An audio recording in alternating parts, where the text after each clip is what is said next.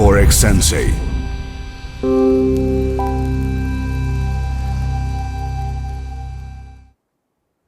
Upišete u Google, primjerice, Forex brokerage, broker za Forex. Upišete, izbaci prvi, drugi, peti, deseti. I počne.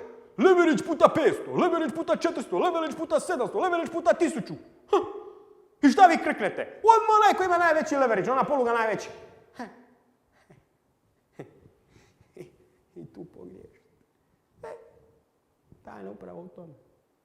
Tajna upravo u tome. Šta veći leverage, vaš je već problem. Treda kontra vas. Šta veća poluga treda kontra vas. U svijetu brokeraže, ukoliko je poluga veća od 100, automatski trguje kontra vas. Gotovo. U svijetu brokeraža to se zove A-book, B-book. Automatizmom idete u B-book. Šta bi to značilo u praksi? Svaki vaš plus, njihov je minus. Svaki vaš minus, njihov je plus. Šta mislite da će vam dozvoliti zarađivati? Jo, brajko. Ne.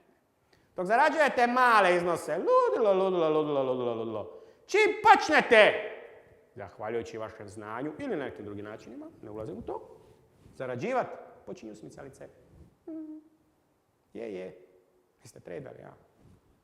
Šta vam se događalo, a? Ni sami ne znate zašto ste izašli iz trada, jel? Nemate pojma zašto se nešto zatvorilo, jel? Upravo jest to tajna. Tajna koja je sad ispred vas. Rečena.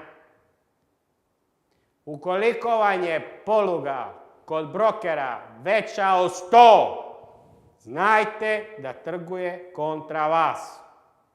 I ukoliko trguje kontra vas, šta mislite da će vas ovako tetošiti, jel?